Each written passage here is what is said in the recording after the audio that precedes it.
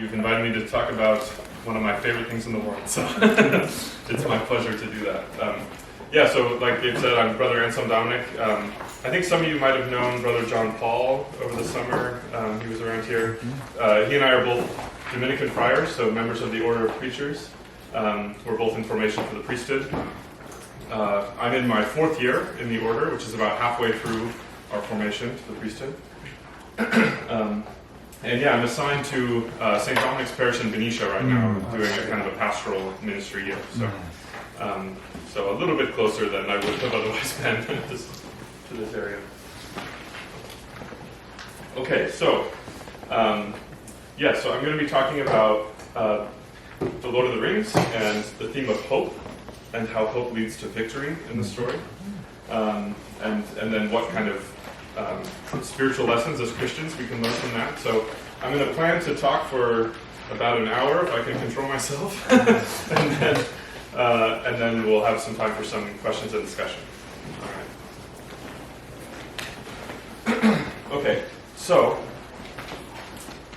to begin with, before I do that, just to kind of gauge everyone's familiarity level, how many people have seen all of the Peter Jackson Lord of the Rings movies? Okay. How many people have read the novel, Lord of the Rings? Has anyone read it more than once? Has anyone never read the novel or never seen the movies? Okay. Nice. That's great. So I'm hoping, like I said, Tolkien and the Lord of the Rings are some of my favorite things in the world. I love these stories and I come back to them constantly. So I'm hoping to just share some of my love for them with you. And I think if you know them really well, you'll hopefully maybe learn something new or have reawaken your love for these stories. And if you've never experienced them, then this can be kind of an invitation to immerse yourselves in these worlds. So that's my aim. So to start with, before we talk about Lord of the Rings, just to talk about hope. What is hope?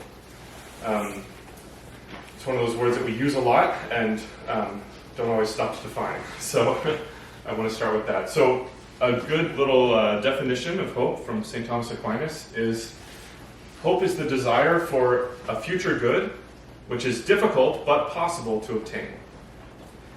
So he says, first of all, it's for a good, right? We hope for good things. We don't. If it was an evil thing, we would fear it, not hope for it. And then if it was not difficult to obtain, if it's easy to obtain, then you don't really hope for it. You just kind of expect it or just go get it, right? If there's no difficulty in getting it, then you just get it. Or you just wait for it to kind of easily come to you.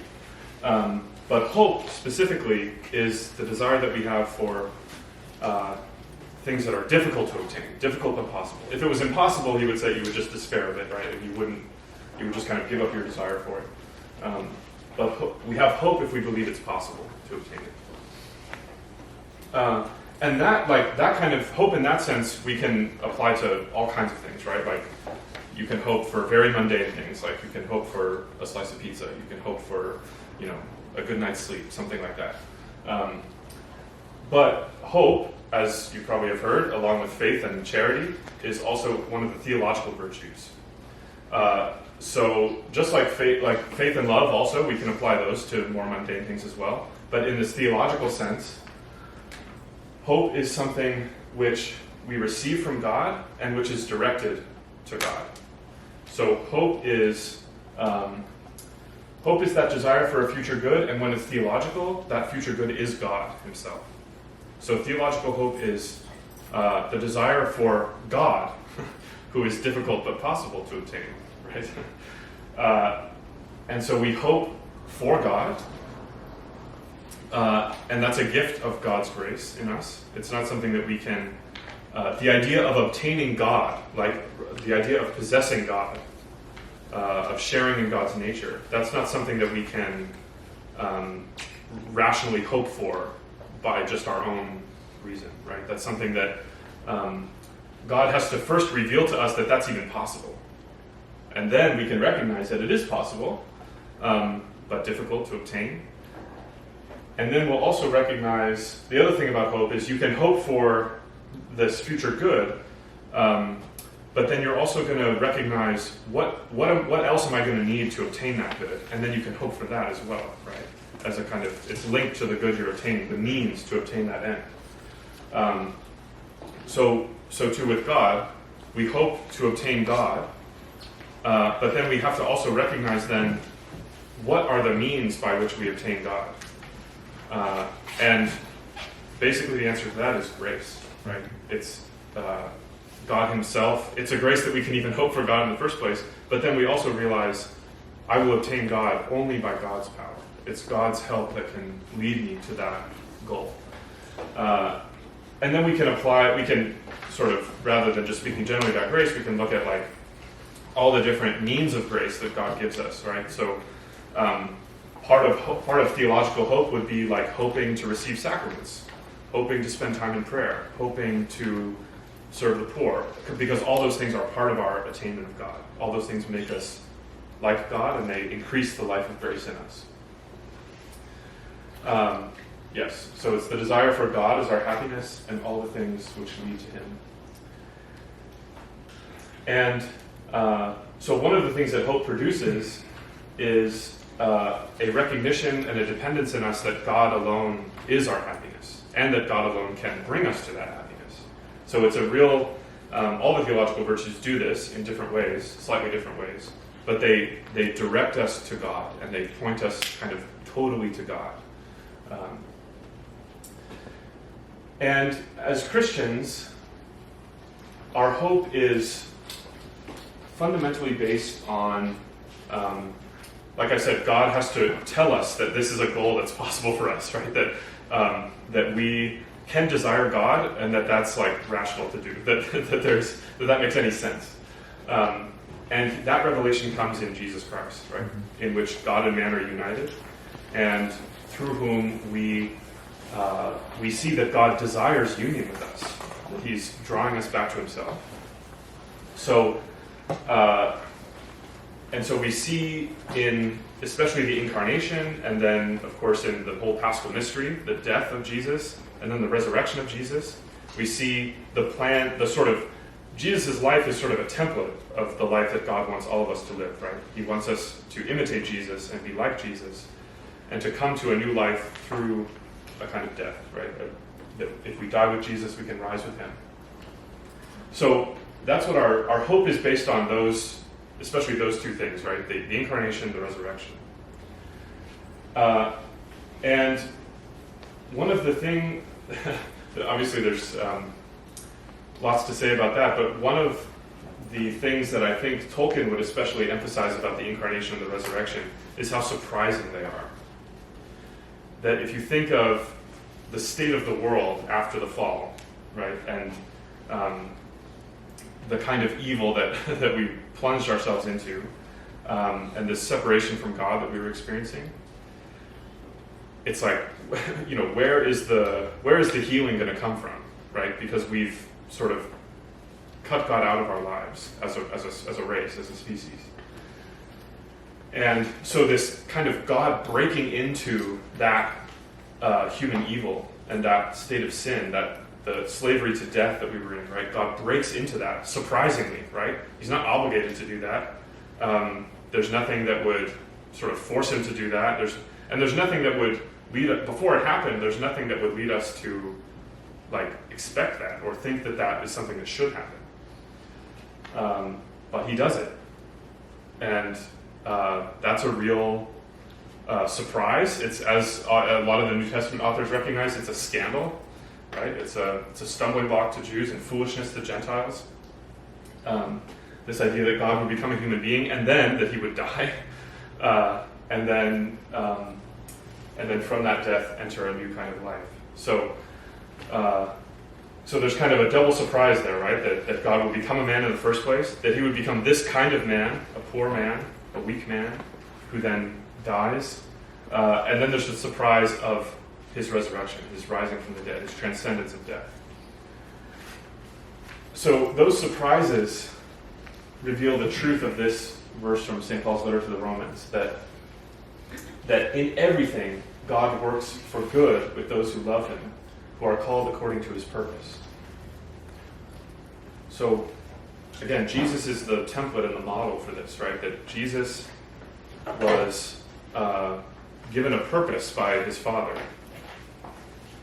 And that he was completely confident in that purpose, right? And completely embraced his identity as God's Son and as God's anointed one, and embraced the purpose and the mission that then he was sent into the world with.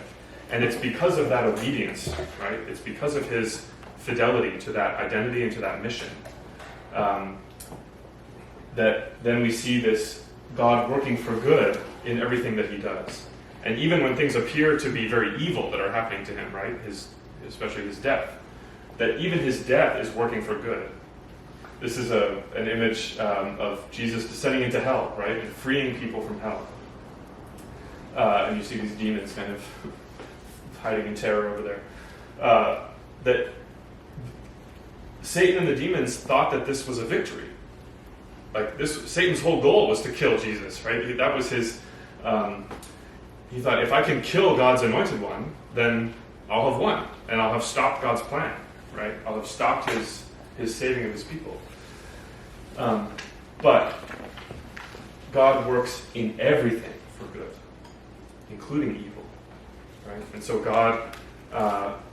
God takes the evil that Satan brings about and makes that evil itself contribute to the good that he's bringing about through Jesus.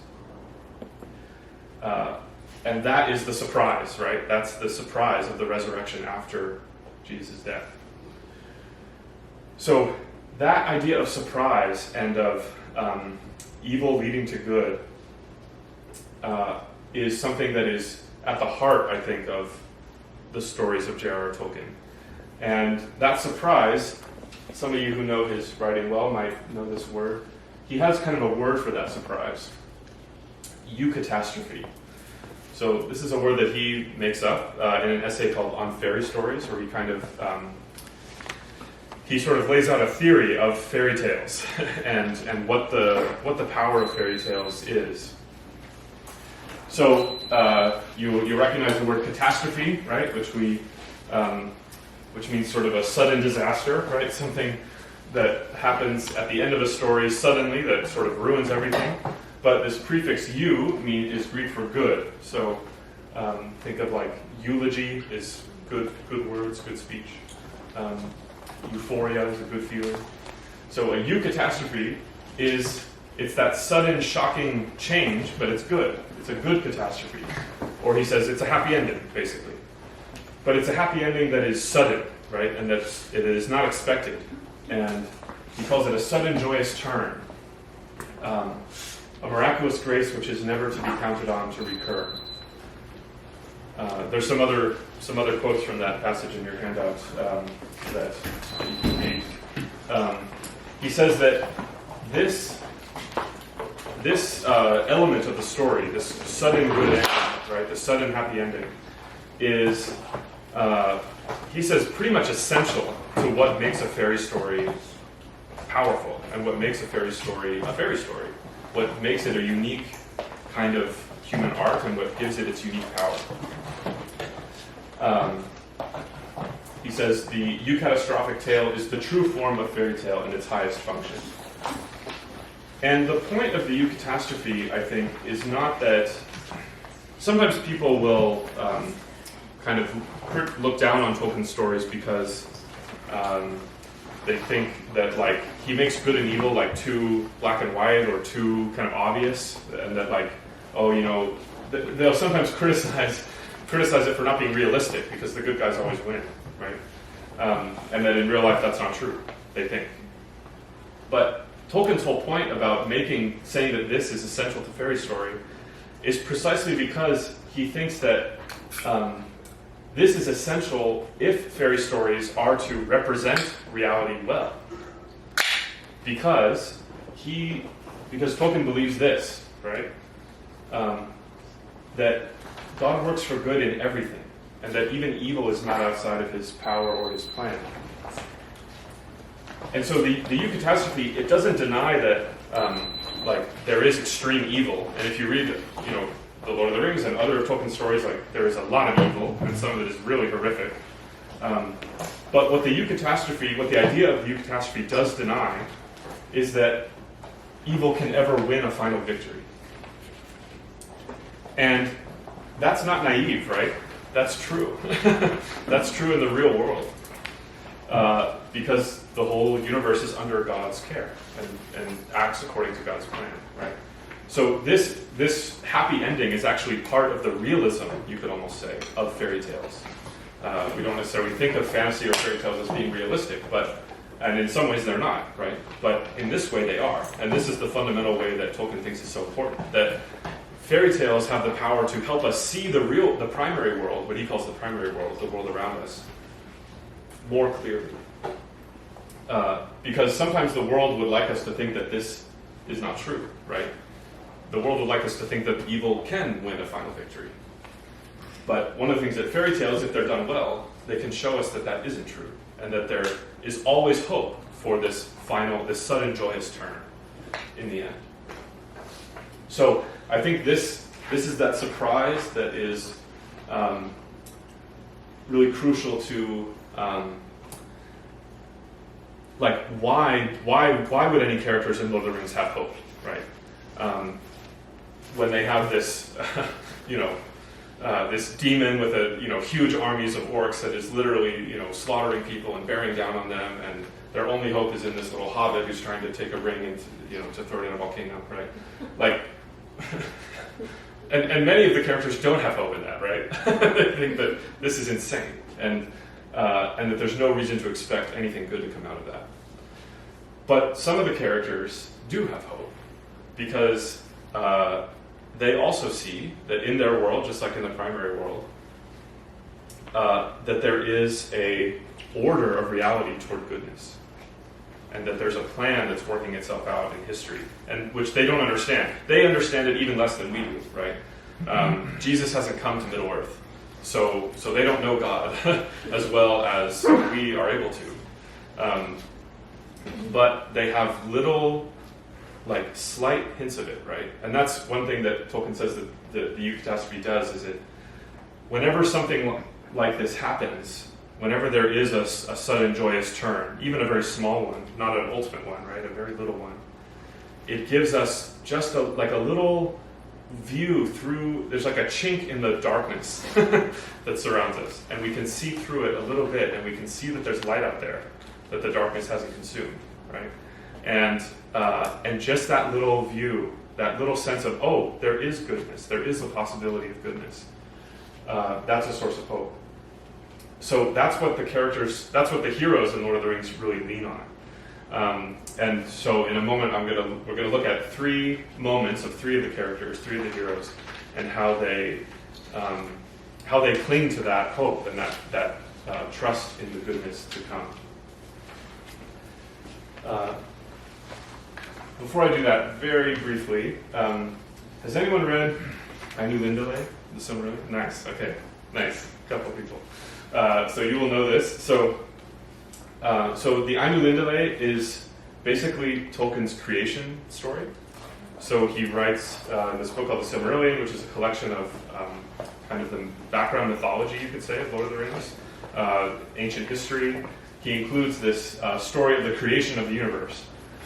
And to make a long story very short, basically, there is this person called Eru Ilúvatar, who is a lot like God. I try to avoid kind of making one-to-one equivalencies between the fantasy and reality, but Eru Ilúvatar, Eru means the one, and Ilúvatar means the father of all. So yeah, the one father of all. He creates a bunch of spirits, and then he gives each spirit a piece of music to sing. And so they each learn their music and they sing it, and then he brings them all together to sing all their music together. And it's this beautiful, harmonious kind of symphony of song. And then one spirit, the most powerful spirit, named Melkor, he loves his music, but he starts to think that he could improve it. and he starts to try to invent his own music that's different than the music that Eru gave him to sing. And he has this desire, he's like, I want to make something as beautiful as what Eru made. And so he tries to do it. He tries to teach other spirits around him to do it. And so he starts singing his own music, and it produces this clash, this disharmony. And he gathers more and more spirits he persuades more and more spirits to sing with him rather than with what they were given by Eru. And it builds into this kind of what he describes like a war of sound in heaven, that there's this war of conflicting musics and disharmonious music. And then at one point Eru kind of stands up and silences everything, and then he gives this kind of speech that sort of ends the conflict. And it's a speech mostly directed to Melkor. And so one of the things he says to Melkor is this: "And thou, Melkor, shalt see that no theme may be played that hath not its uttermost source in me, nor can any alter the music in my despite. For he that attempteth this shall prove but mine instrument in the devising of things more wonderful, which he himself hath not imagined." So I took the title of this presentation, "Things More Wonderful," from this quote, because this is where it's very clear that the same kind of order of providence that exists in our world exists in the world of Tolkien's stories, right? That there is a good creator who has an intention for his creation and who cannot be thwarted in that intention. And so he says, even Melkor's disharmonious music, his theme, right, has its source in Eru, ultimately. And when he's trying to create a different music, it's going to actually be incorporated into Eru's music and make it more beautiful than it was before. And so the characters, like I said, I think most of the characters in Lord of the Rings, especially ones who aren't Elvish, like, they don't know this name, right? They don't know very much about this god at all. Maybe they have some intuition that there is something like him, right? But they know very little about him. But this order of goodness exists, and so they have hints of the fact that no matter what kind of evil there is, that it can be used for things more wonderful. It can be incorporated into a good end. Okay, so let's look at what that looks like. So we're going to look at three characters, three of the heroes, so Gandalf, Aragorn, and Frodo, and just one moment from each of their stories in Lord of the Rings where they display hope and where they make an act of hope. And I'm going to read a short passage from Lord of the Rings for each of them, just to give you a sense of Tolkien's language and that we can hear the way that he describes these moments. So the first one will be Gandalf, and this, if you've seen the movie, this is like probably the most famous moment from Lord of the Rings, where Gandalf is on the bridge with the Balrog, "You shall not pass," all that. So this is an image from, if you remember, they're in the bridge, he falls down, and then he ends up fighting the Balrog on the top of a mountain. So it's an image from later in the fight. But okay. So part of what I'm going to read is on your handout, but I'll read a little bit more than is there. Okay. So they are reaching this bridge, and Gandalf and the Balrog are confronting each other on the bridge. The Balrog reached the bridge. Gandalf stood in the middle of the span, leaning on the staff in his left hand, but in his other hand Glamdring gleamed, cold and white. His enemy halted again, facing him, and the shadow about it reached out like two vast wings. It raised the whip, and the thongs whined and cracked. Fire came from its nostrils, but Gandalf stood firm. "You cannot pass," he said. The orcs stood still, and a dead silence fell. "I am a servant of the secret fire, wielder of the flame of Anor. You cannot pass. The dark fire will not avail you, flame of Udun. Go back to the shadow. "You cannot pass." The Balrog made no answer. The fire in it seemed to die, but the darkness grew. It stepped forward slowly onto the bridge, and suddenly it drew itself up to a great height, and its wings were spread from wall to wall. But still Gandalf could be seen, glimmering in the gloom. He seemed small, and altogether alone, gray and bent, like a wizened tree before the onset of a storm. From out of the shadow a red sword leaped flaming. Glamdring glittered white in answer. There was a ringing clash and a stab of white fire. The Balrog fell back, and its sword flew up in molten fragments. The wizard swayed on the bridge, stepped back a pace, and then again stood still. "You cannot pass," he said. So I'll stop there. Of course, the fight continues, and if you've seen the movie or you've read the book, you know the story that he breaks the bridge and the Balrog falls, and then as it's falling, it catches him with the whip and pulls him down with him. And that they end up in this long fight, which we find out about later in the Two Towers, right? And they, from the lowest depths of the earth, they fight to the highest peak, and that they end up killing each other in this battle. They both die. And then we see later in the Two Towers that Gandalf is sent back, that he comes back. So what do we see in this scene? This is one of those moments where a kind of a deeper immersion in the story, I think, really makes it open up and makes the scene open up, and the added context you get from some of Tolkien's writing is really powerful. So Gandalf, you could gather this from the story itself, of the Lord of the Rings by itself, that Gandalf is a kind of an emissary of Eru, that the creator god that we talked about. He's something like an angel. Again, I resist kind of just calling him an angel, but he's something like an angel. And so he knows, he was one of those spirits created in the beginning, in the music. He had a part to sing in the music. And so he knows Eru, he knows the music, he knows the plan, and he's confident in that design, the good design of Eru. And he's confident that that's inevitable, right? He's confident that Eru's power is such that he can't be stopped from bringing about his design. And and he's devoted to the service of that design, right? And so we see that in what he says. So he says, "I'm a servant of the secret fire." The secret fire is something that I think is mentioned a couple times in Lord of the Rings, but is explained more in the Ainu Lindale and the Silmarillion. It's basically a term for Eru's power to create, his ability to make something from nothing.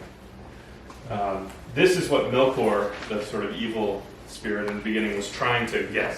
He wanted this power to make something beautiful, make something new, but he could never get it, right? So Gandalf doesn't desire that for himself. He wants to serve it, and serve what it has already made. And then he says that he's a wielder of the flame of Anor. And Anor is just an elvish name for the sun. So the sun is a really important symbol, especially in the Silmarillion. It becomes this symbol of kind of divine light and divine power. That you might remember that orcs, even in Lord of the Rings, they can't be outside in the sun. Troll, if you've read The Hobbit, trolls turn to stone in the sun, right? So there's this kind of the power of the sun is very harmful to evil things, and there's the sun is this kind of almost a presence of God in the world, a sign of his presence and of his power. So Gandalf is invoking these divine powers that he serves.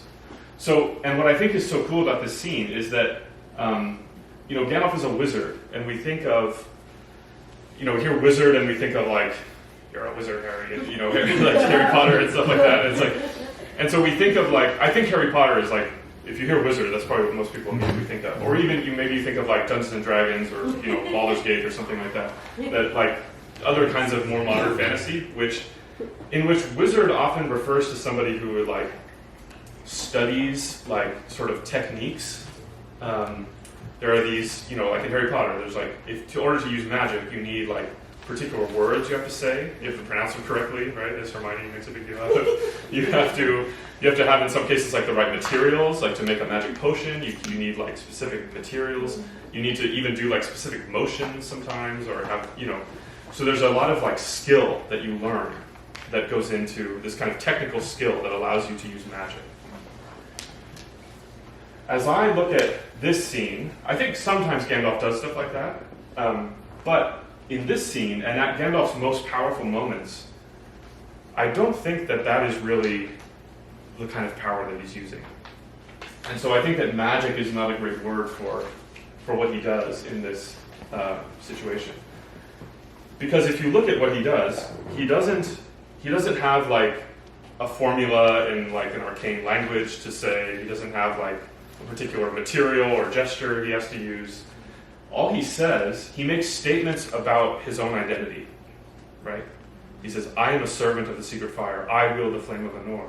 And then he makes statements about the Balrog. So he calls the Balrog the flame of Udun. Udun is an Elvish word for basically hell, or it's a word for kind of the stronghold of Melkor, that evil spirit.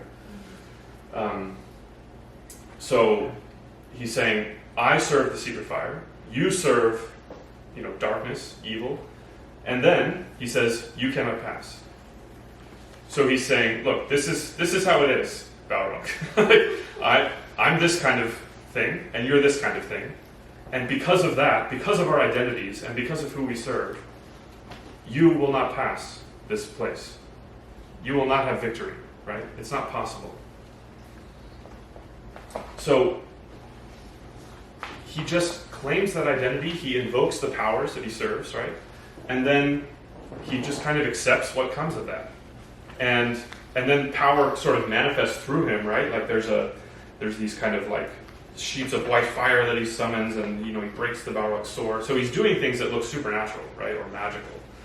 But they're clearly in this moment, I think, not coming from his own power. Like he is almost praying to these powers that he serves and asking them to be the ones who bring about the victory. Okay. What else to say about that?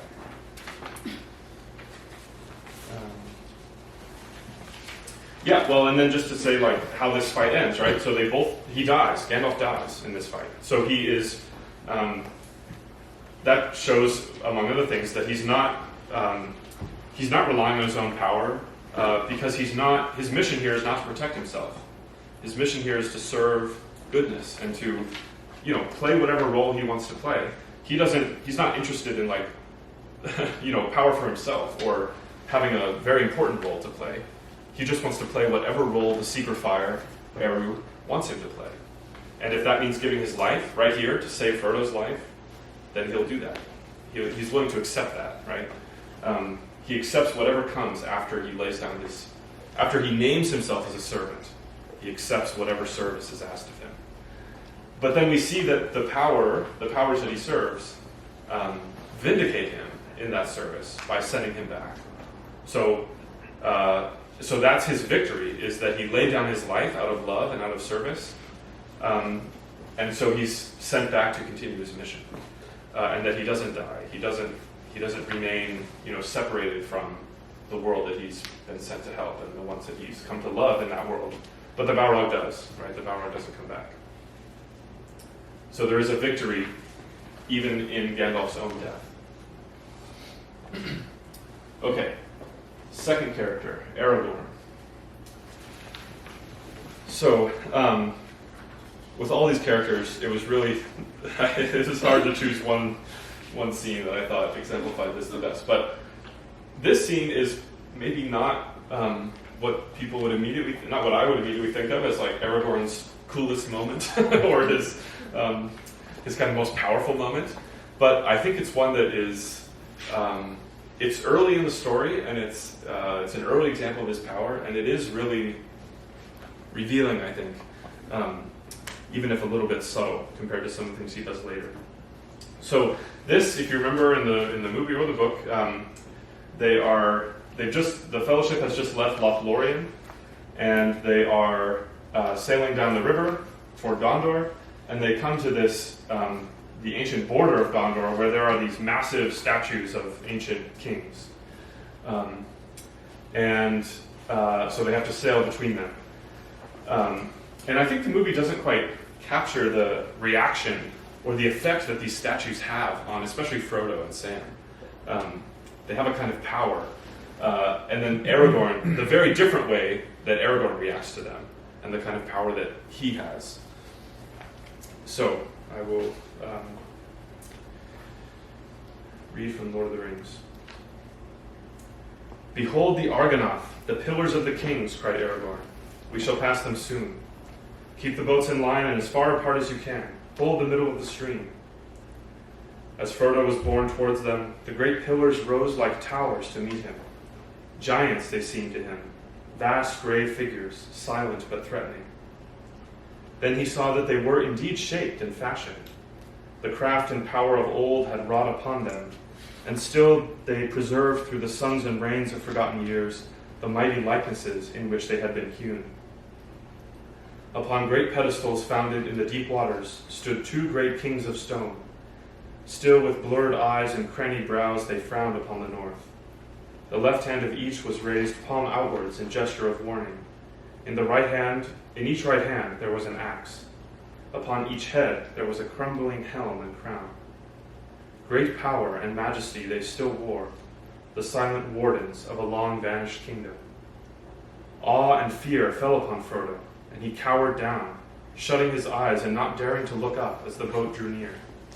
Even Boromir bowed his head as the boats whirled by, frail and fleeting as little leaves, under the enduring shadow of the sentinels of Númenor. So they passed into the dark chasm of the gates. Sheer rose the dreadful cliffs to unguessed heights on either side. Far off was the dim sky. The black waters roared and echoed, and a wind screamed over them. Frodo, crouching over his knees, heard Sam in front muttering and groaning. "What a place! What a horrible place! Just let me get out of this boat and I'll never wet my toes in a puddle again, let alone a river." "Fear not," said a strange voice behind him. Frodo turned and saw Strider, and yet not Strider, for the weather-worn ranger was no longer there. In the stern sat Aragorn, son of Arathorn, proud and erect, guiding the boat with skillful strokes. His hood was cast back, and his dark hair was blowing in the wind. A light was in his eyes, a king returning from exile to his own land.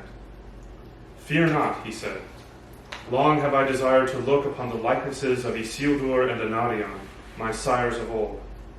Under their shadow, Elisar, the Elfstone son of Arathorn, of the house of Valandil, Isildur's son, heir of Elendil, has naught to dread."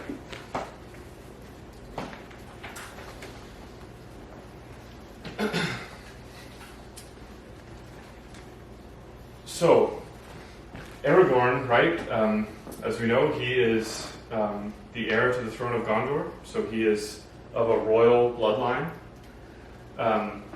His bloodline, as they kind of talk about in Lord of the Rings, I think, but is even more clear in the Silmarillion.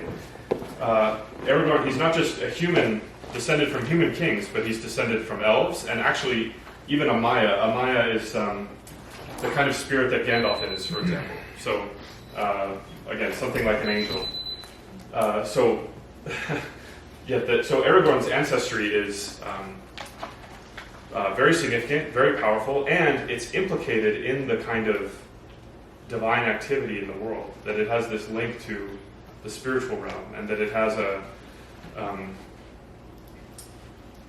the kind of function of the kings that he is of which he is one.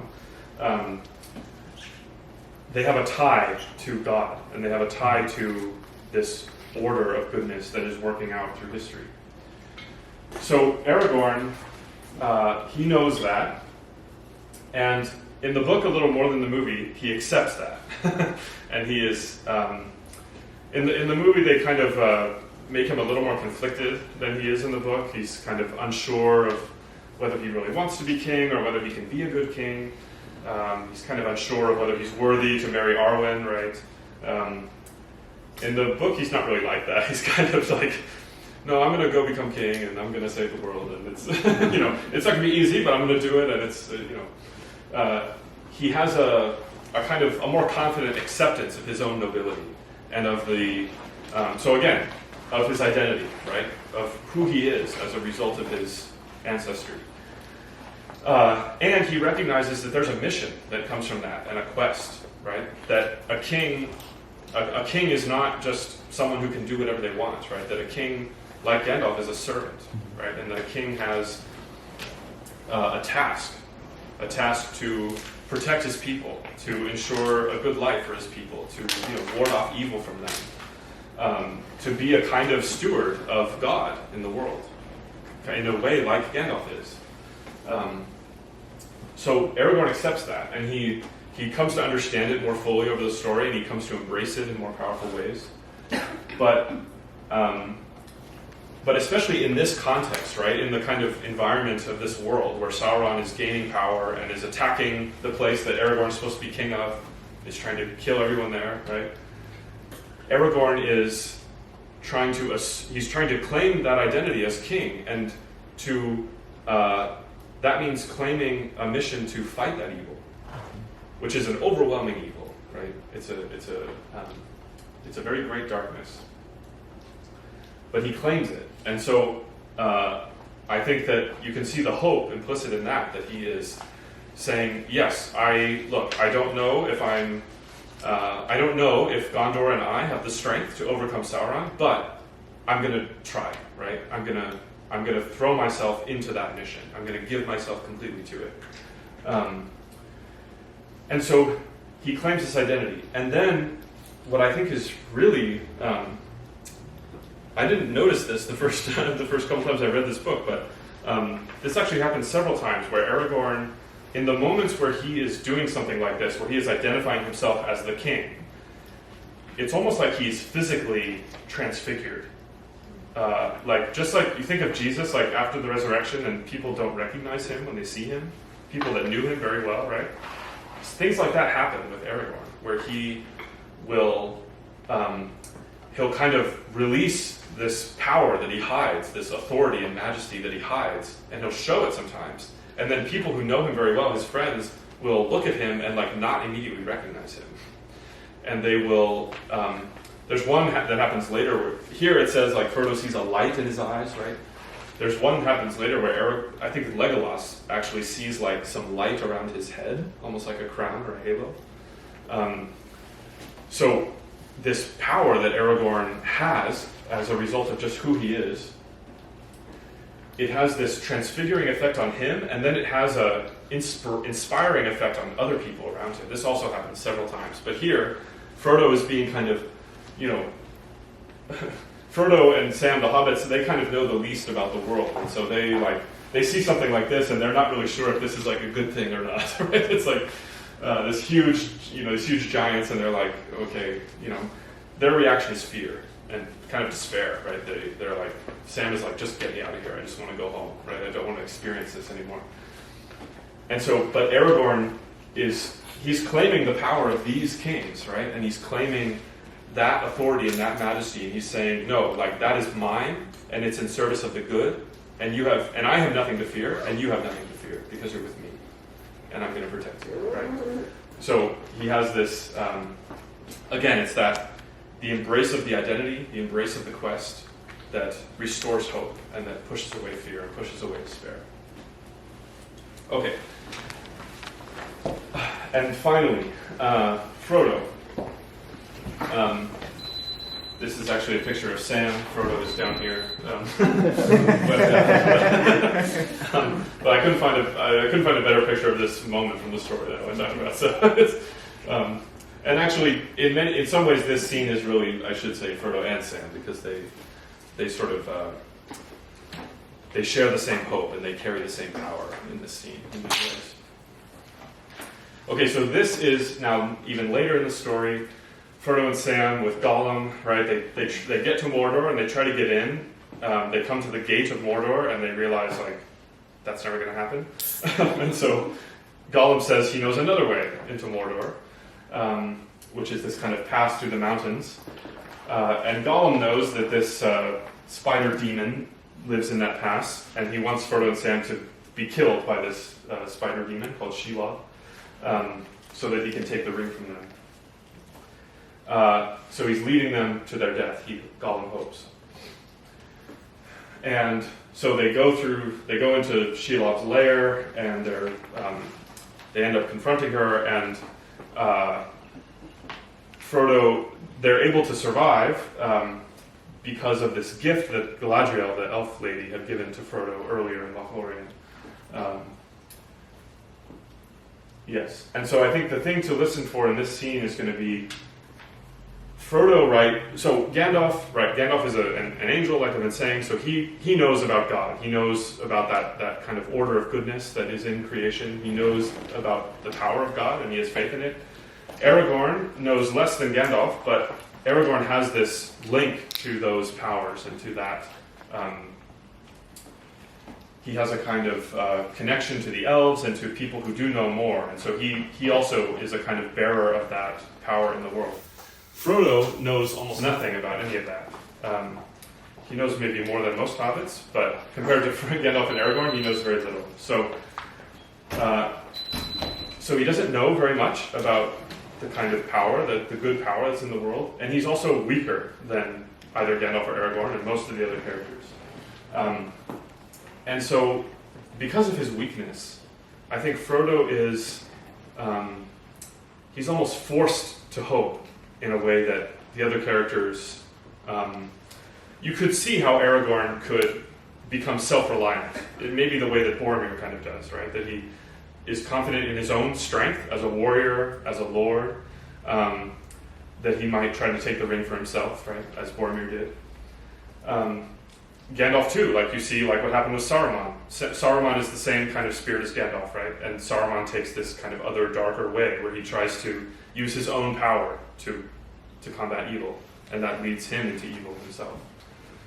Frodo doesn't really have that temptation because he doesn't have any power. So it's like, what is he going to rely on, right? So from the beginning, Frodo realizes that he can't do this. This quest is totally beyond him.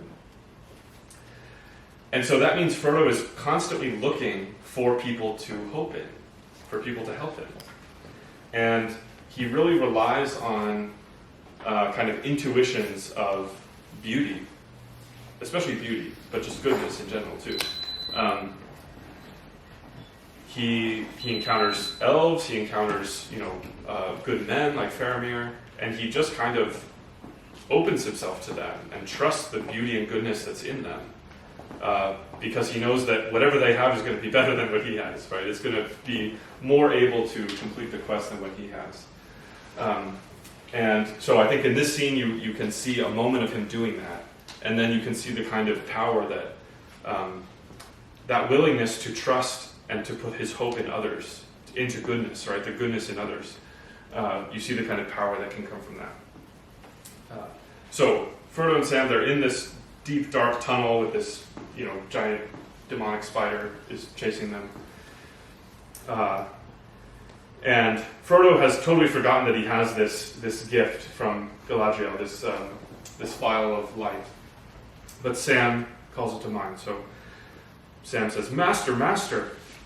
And life and urgency came back into his voice. "The lady's gift, the star glass. A light to you in dark places, she said it was to be. The star glass." "The star glass," muttered Frodo, as one answering out of sleep, hardly comprehending. "Why, yes. Why had I forgotten it? A light when all other lights go out.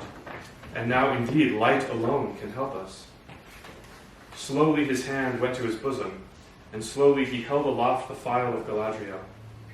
For a moment it glimmered, faint as a rising star struggling in heavy earthward mists.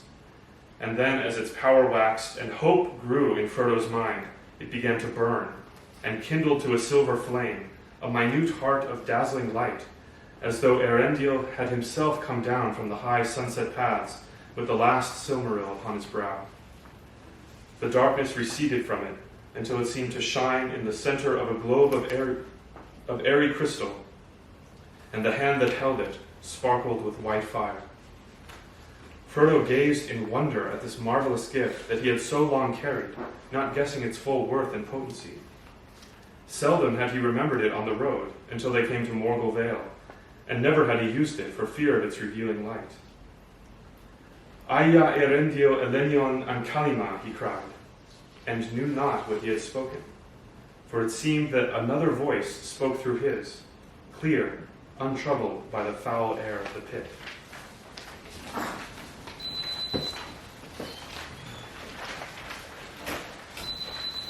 So, this again is something that, like Aragorn's kind of transfigurations, this is something that actually happens to Frodo several times, where he finds himself like speaking Elvish that he doesn't understand, and in this case, praying.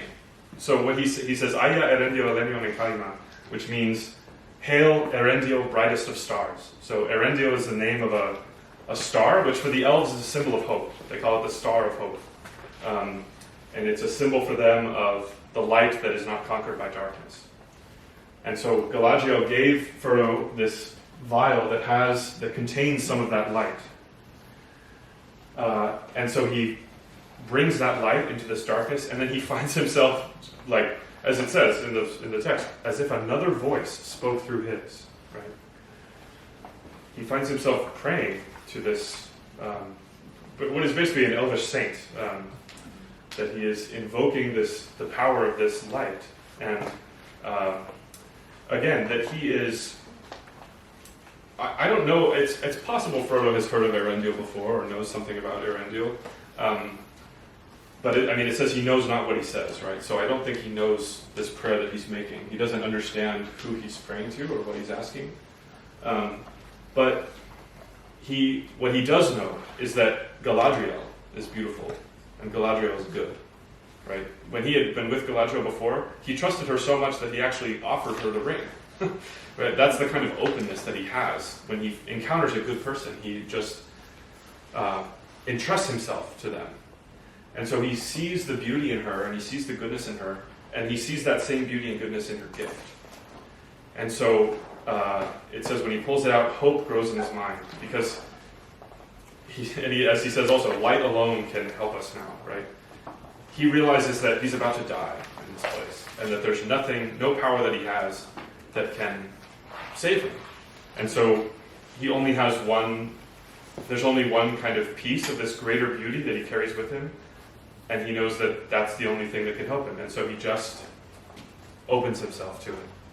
And then he finds himself inspired by it, literally, right? Speaking prayers that he doesn't know. And then, the story this episode continues, and Frodo actually ends up being stung by this spider demon, and Sam thinks he's dead, although he's not. And Sam, taking the same light, is able to drive her away. But this is a moment where Frodo is, because of his own weakness, right, he's like, okay, I just trust myself to this power, and if I die, I die, right? And there's nothing else I can do. So whatever this power is going to bring about, I trust and I accept. And I think that kind of quality of perseverance, of just, rather than turning back or giving up, Frodo does this many times. He just kind of opens himself to whatever hope he has, right? And finds whatever goodness there is that he can entrust himself to, and goes with that. And it doesn't always seem like, incredibly rational for him to do that, right? Like, what hope is there in this quest that he has? But he accepts that he has been given this quest by powers greater than him, and he, the only hope is to continue the quest. And if there is a good power that wants him to succeed, then Frodo's like, okay, so be it, right? Then may it help me to succeed, because I can't make myself succeed. Okay, so let's get that. So, in conclusion, kind of, what is the example that we can take as Christians from this this fantasy story, right, and these heroes? Well, I think that, like all of these characters, we have an identity which we receive, right? So, and these heroes, they are aware of this to different degrees, right? And some of us are aware of it to different degrees. All human beings have an identity as a creation of God, right? We, if we're baptized, have an additional identity. We are, that identity, we can say members of Christ, but we can also just simply say Christ, right? As St. Paul says, it's no longer I who live, it's Christ who lives in me. So that's the nature of our union with Christ that baptism brings about in us, and that confession restores, right? That we are,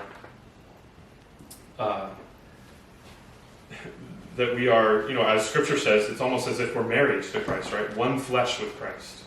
That it is His life that we live now.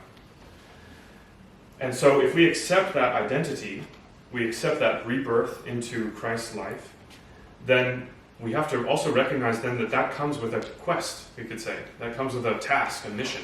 There's a path that is laid out in front of us by our identity in Christ. And that path is the path of Christ Himself. It's the quest of Christ Himself, which I think you could probably describe in different ways, but I think to love perfectly. Jesus comes to reveal the Father's love, which is complete and total and absolute, right? And unconquerable. And that is what we are, that is what the life of grace in us is leading us toward as it grows and as it develops and as we cooperate with it more and more, is that we are conformed to Christ. And we are all created in the image of God, and through God's grace we become like God as well, in the likeness of God. And so we share the love of God. We receive the love in Christ, and that enables us to love with that same charity. Now, so that mission, right, charity, which is love and charity, which are the highest of the theological virtues, right, and the only one which does not pass away in heaven, right? It's the one that endures. Love is the purpose of our life. This is what we were made for. To love God in that way and to love each other in that way with God's love, that is something that is only possible through God's power, right? So we are hoping for that love, right? God is love. We're hoping to possess God. We're hoping to possess love. We're hoping to be transformed and immersed and filled with that love. And that requires, if we hope for that, we have to hope only in God as the means by which we can attain that love, right? You cannot make yourself holy. I have to tell myself this every day, and it's not easy to accept, at least for me, right? I want to do something, right? I want to make myself holy. I want to have something to do, right?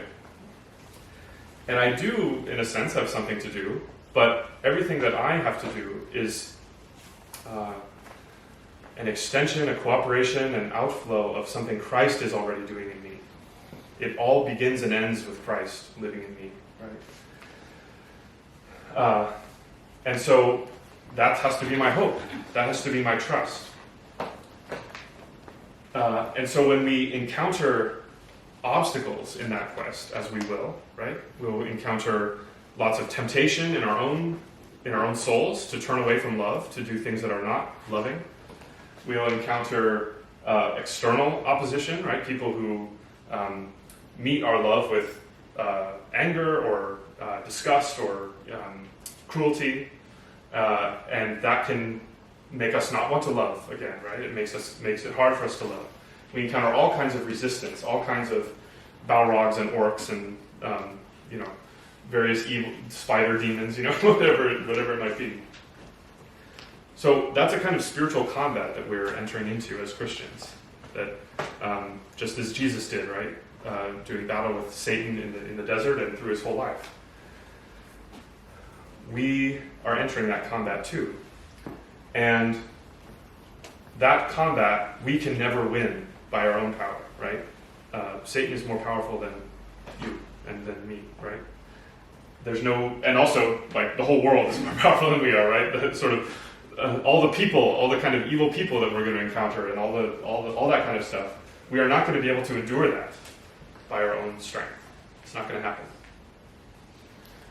And so, to live this Christ life, the Christ life of love, is a life of dependence, and it's a life of trust, and it's a life of hope. to live this life is difficult but possible. But possible only by God's grace. And so I think the lesson is the victory is in the claiming of our identity, right? That's the first step, is that we are sure of who we are, that we are chosen by God, that we are loved by God, that we are God's children in His Son. That is something that you will be constantly told is not true, right? by voices in your own soul, in your own mind, by voices outside of you. They'll say that kind of love has not been given to you, or that it's not as powerful as it is, or that you're defined more by your sin, or by your evil, or by things that have been inflicted on you, than by that election of God. So that's the first step. We have to, and again, we have to ask God for for faith in that identity, right?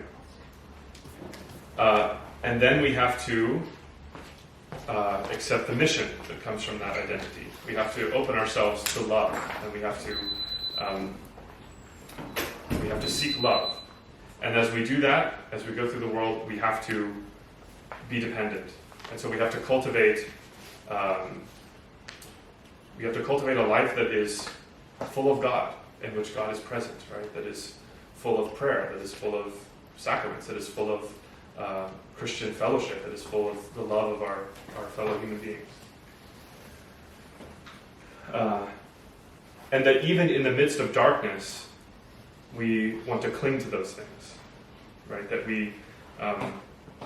it's easy for us to be turned aside. That when we feel unworthy, we feel evil, we feel dirty. We don't want to be present in the fellowship of other Christians. We don't want to. We don't feel like praying. We don't feel like receiving sacraments. But think of Frodo in the darkness, right? And just knowing that he has nothing that can save him, right? Knowing that he has nothing that can help him. And just taking this thing that was given to him, this gift that he received from somebody else, and trusting himself to that. Right? So God has given us many gifts that we can trust their power. They are conduits of that divine light into the sort of darkness that we're surrounded by.